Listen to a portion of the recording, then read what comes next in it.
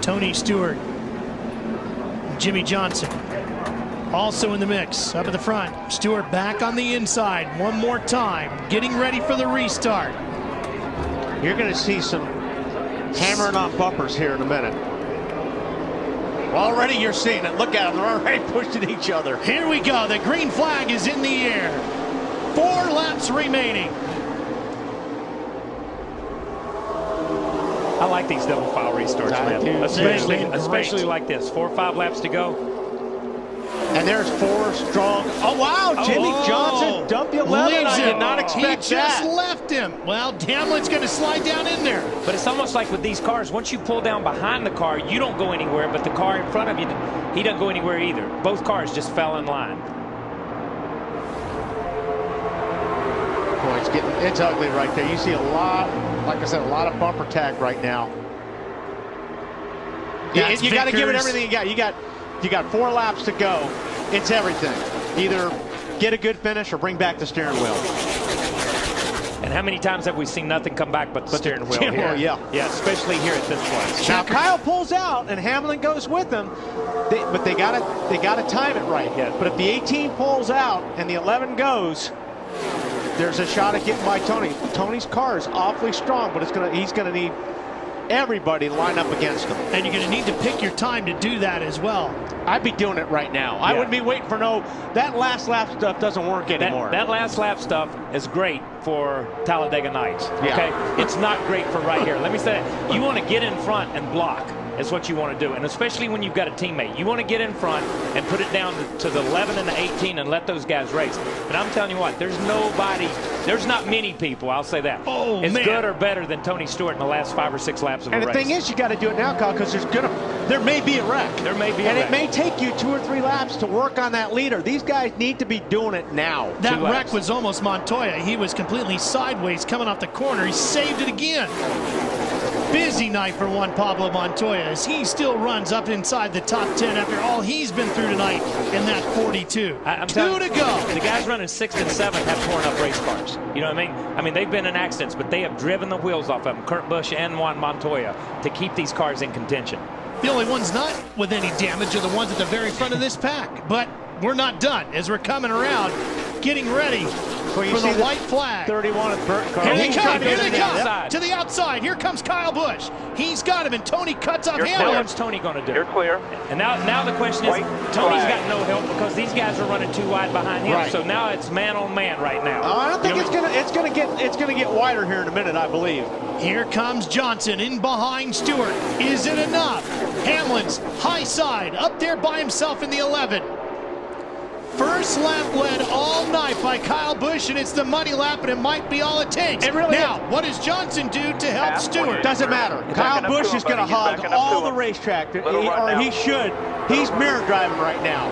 Tony Stewart trying to get to the bottom. He may get turned for mirror driving, but he's going to be mirror driving.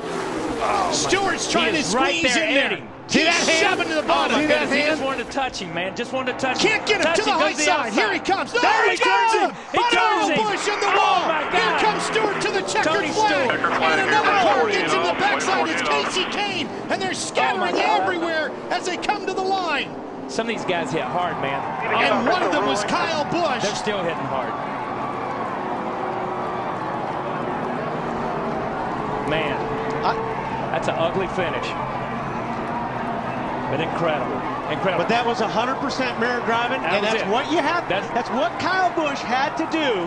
That's what Kyle Busch had to mirror drive. Tony Stewart had to put the car there and stick the car where. We saw this same thing at Talladega when with the 09 car with Keselowski. He stuck his car in there, he drove it, he put it where it needed to be, and that's the way it was. Look at the damage to his race car as Kyle Busch crawls out and walks back down the racetrack. But, I know people are going to start, well, this guy did this and that guy blamed this guy. Let me tell you, Kyle Busch did what he needed to do. Tony Stewart needed to do it. This is how you go after winning a race at Daytona. You leave everything on the table. This is Daytona. The fireworks are going off in the sky, but the fireworks on the racetrack even bigger. Watch this. Okay, this is the pass that 18 makes on the 14th. Good clean pass. He had a little bit of help. Wow, he got great run right there. I don't know where that run come from. It's almost like Tony's car got out from under him or something, because it's almost like Tony checked out. That's incredible. Okay, now at this point, yeah, Kyle Busch is just looking in the mirror, and he's got to take all the racetrack. He's got to hog it. 1 lap to go, and we've seen this a lot. See Hamlin out there kind of on the high side. And then you watch the 18's hands in 3 and 4. The 14 is all over the bumper of the 18. And all he really wanted to do, it looked like when he got in between 3 and 4 here, if he could have just put his bumper to him just a little bit and got him loose and slid him up the racetrack. You see him right here. He drives right to that corner right here. When he makes that turn, boom, I want to be right on that 18's corner and force him up the racetrack right there. Okay, now Kyle's blocks, hanging on, he blocks, but he's going to block. Back, and it just ran himself over the 14 car. And here's what happened. Just like we talked about at Talladega and everybody talked about, block me once, that's okay. Block me twice, you're going up in the grandstands or you're going in the wall. And that's what happened. The 18 made 2 swipes at him. One to the inside, one to the outside. Yeah, this one's fair right here. This one's not fair. You kind of had it coming. Yeah, he had that one coming. When you cut back across the hood of somebody after you've blocked him once, and Tony, once he blocked, Tony put the bumper on the outside of him. He was there. Watch the 9. I think it's a 9 car. Gets right in the back. I mean, just clobbers Kyle Busch. And these guys, there's a 31 car, but these guys hit hard right here. Logano finally, his luck ran out. But you see these guys coming across the racetrack. This is ugly down here. They're very fortunate nobody got hurt right there. Trying to bump you. Stay on this yellow line. Chase up, coming up high. There you go. Pick the rear tires off the ground. Now watch this next hit. Oh man! Wow. That's a 180-mile-per-hour shot right there. Man, that was brutal. Listen to it. I think they lost the camera now. Yeah, that's incredible. For Tony Stewart, his 36th win in his 374th start.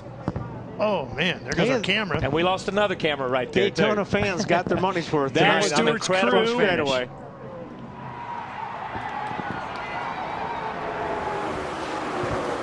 They did an outstanding job tonight as Tony takes his 3rd July Daytona win, all in the last 5 races. You're watching Wide Open coverage of the Coke Zero 400 TNT.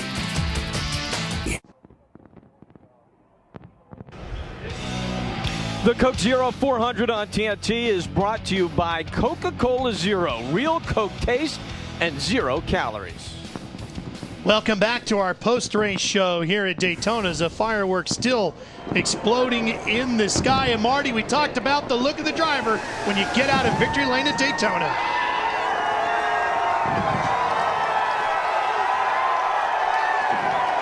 The 3rd time for Tony Stewart in a points-paying race here at Daytona, but none more dramatic than that. Wow. Tony, tell me about that last lap. You sat in the car for a while just kind of thinking about things. Well, I don't know that I was real proud of that, but I don't know what else I could have done there. I mean, I went where I had to go, and he went where he had to go. It just, you hate seeing a guy that's been up front all day, and especially a guy that helped me the whole race, get wrecked like that. I don't like winning them like that. Well, is it more of a product of everybody just doing what they needed to do? Well, yeah, it is. I mean, but you still don't like it. I mean, you kind of forced in that position. But, I made my move to the outside, and I got up to his right rear tire. And then when he went to block us, we were already there. So, but it still doesn't mean you like it, like to win them that way. That's not the way you want to win these things. We had a good car all day. You feel bad because you want him to have a good day too. But we weren't going to give it to him. But if I did something wrong, I'm sorry. I don't think I did, but I mean, I was out there when he moved, so I don't know. You just feel bad about it. It's not the way you want to win these things. For you and your team, we talked about the emotion of the win at Pocono. Your guys on pit road today, 7 for 7. You never lost a race on pit road. No, these guys on this Burger King, Old Spice, Office Depot, U.S. Army team, Chevrolet team did an awesome job, and proud of Coke Zero, and thanks for everything they do for our sport. But these guys did an awesome job, man. They had awesome stops all night long, just consistent, and thank Hendrick Engines and Chassis season. And our body shop at Stewart Haas, these guys really worked extra hard on this car, and proud of Mac Tools and just everybody that's a part of this program that believed in us. And Coca-Cola was one of the first to come on board, Coke and Chevy, so just appreciate everything they do for us. We'll let you go celebrate with your team, Tony. Thanks. Congratulations, Tony Stewart and the Stewart Haas team in victory lane here at Daytona. Marty, Jimmie Johnson had a front row seat for that wild finish. Take us through your eyes what you saw there coming to the finish line.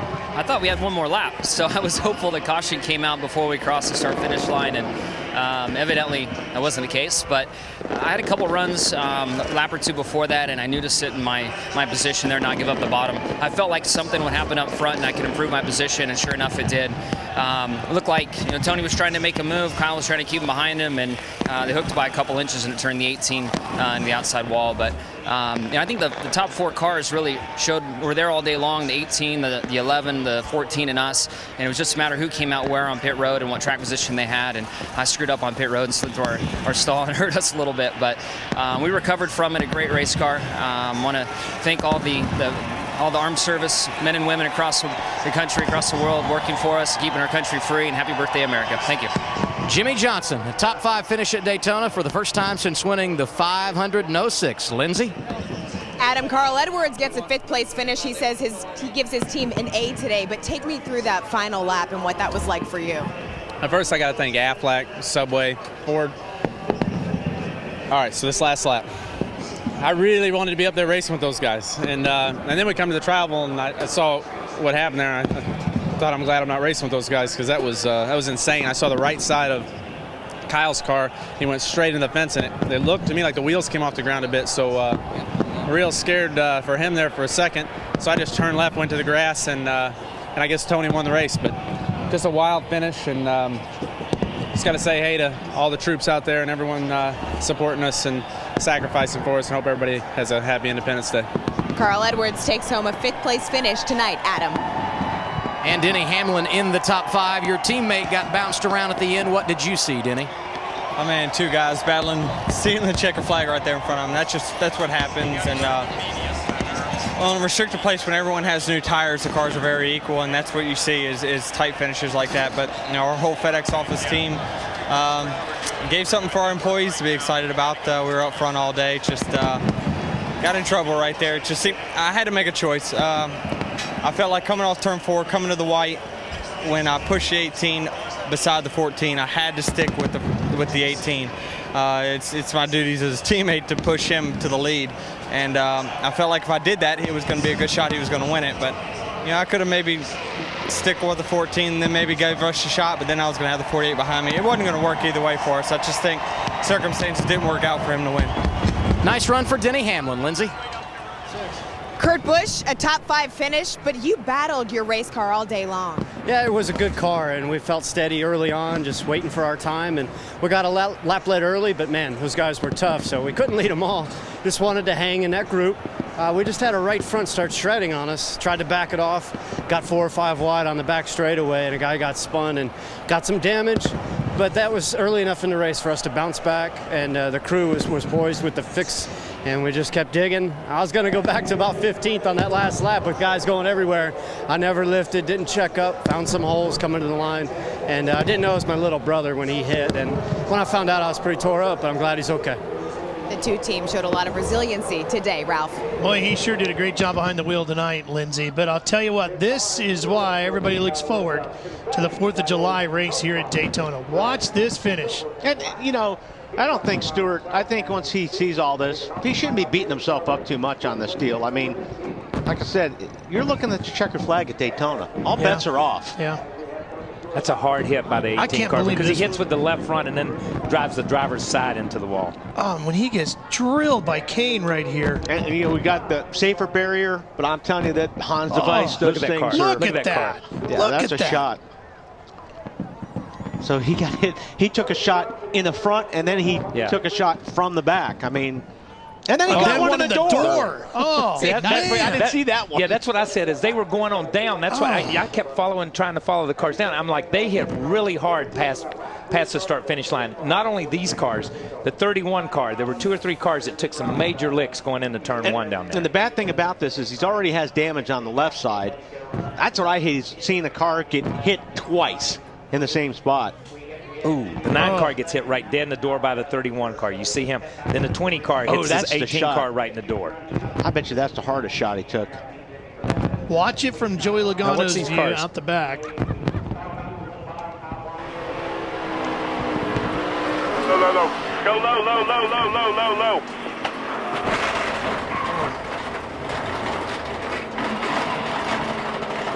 That's an ugly sound.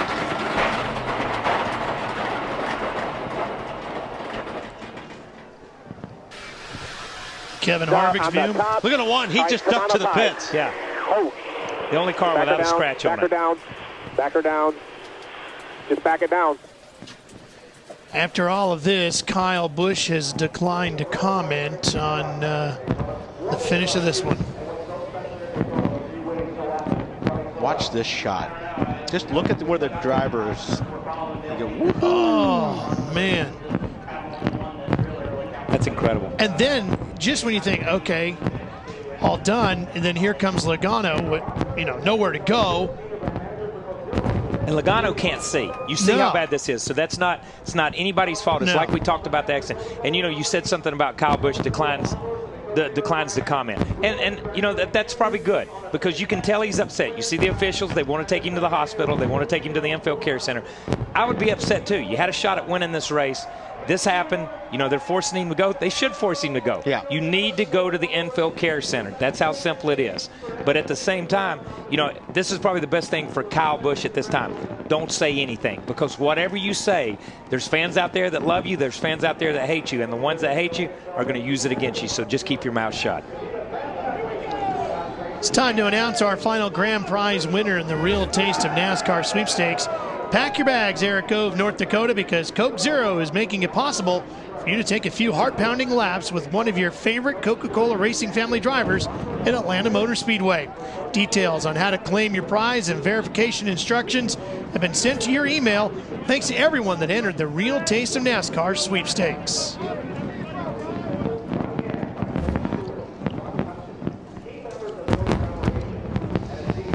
TNT would like to thank the following sponsors for supporting TNT's wide open coverage: Goodyear, Coors Light, Sprint, the Weinstein Company and their new film Inglourious Bastards, Burger King, the U.S. Army, Toyota, Subway Restaurants, and Coca-Cola Zero.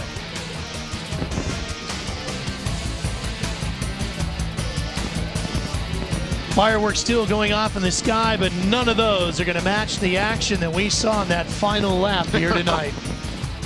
Same colors were involved. Yeah. NASCAR still taking a look at the replays to get the finishing order exactly the way it should be. This next guy, he didn't just luck into it. Marcus Ambrose, he ran a good race all day. He finished 6th spot.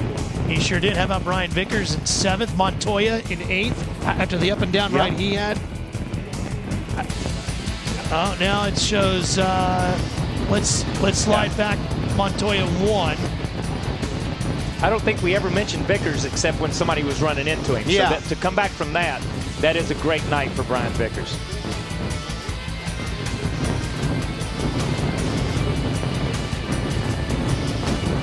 What a show once again here on 4th of July weekend here at Daytona.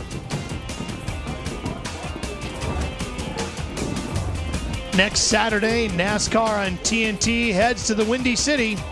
Coverage begins at 6:30 p.m. Eastern with NASCAR on TNT Live.